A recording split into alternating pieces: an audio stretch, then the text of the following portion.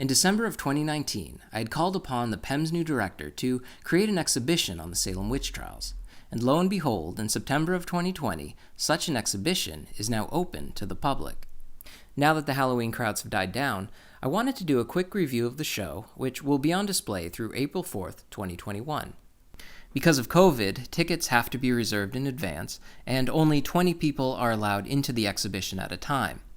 While this allows for a civilized, uncrowded setting, you're only allowed 30 minutes before being ushered out, which isn't a lot of time to take everything in. There's a good mix of documents, artifacts, and paintings on display, and since time is of the essence, I've chosen one item from each category that you definitely don't want to miss.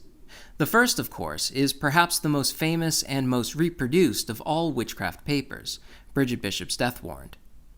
For those who don't know, Bishop was the first person to be executed for witchcraft, and this is one of only 2 surviving death warrants. On June 8th, Sheriff George Corwin held this very document in his hand as he read the most serious of commands by Chief Justice William Stoughton.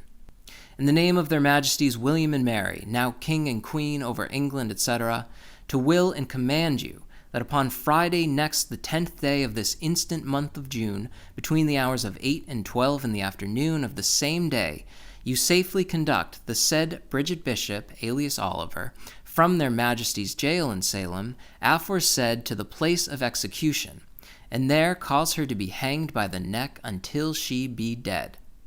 How chilling is that? One can only imagine Bishop's reaction as she was surely read this aloud in her jail cell. To make it even more haunting, be sure to read the very bottom of the document where, on June 10th, George Corwin jotted down a pleasant little follow-up. The hangings all began with this little piece of paper. Get close to it. Notice the wax seal that still clings to the surface after 328 years. To me, these primary source documents are the most interesting to examine in person. There are about 20 other documents on display, ranging from jailkeepers' bills to physical examinations. The penmanship may not be the most legible, but do your best to read them. They will bring you back to that very day, inside that very courtroom as their voices were recorded in real time.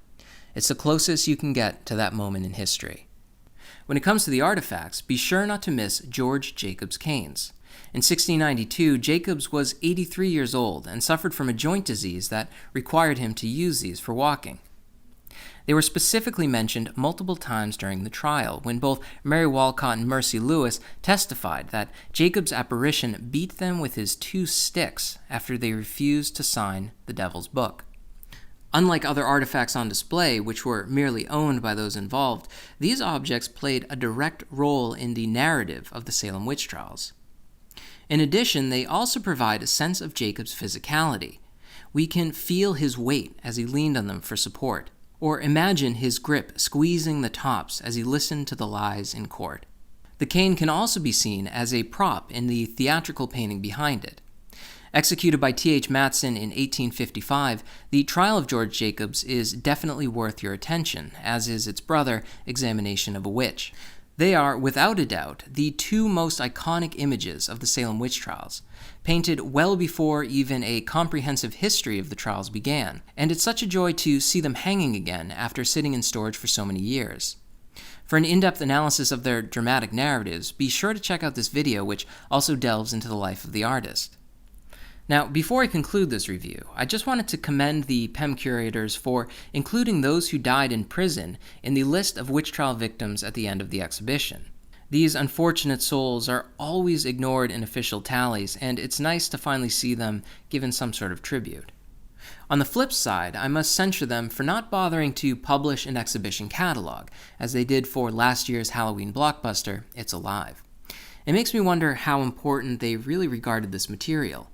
The only book in the gift shop that talks about the artifacts in the exhibition was published in 1983 and was barely visible on the lowest shelf.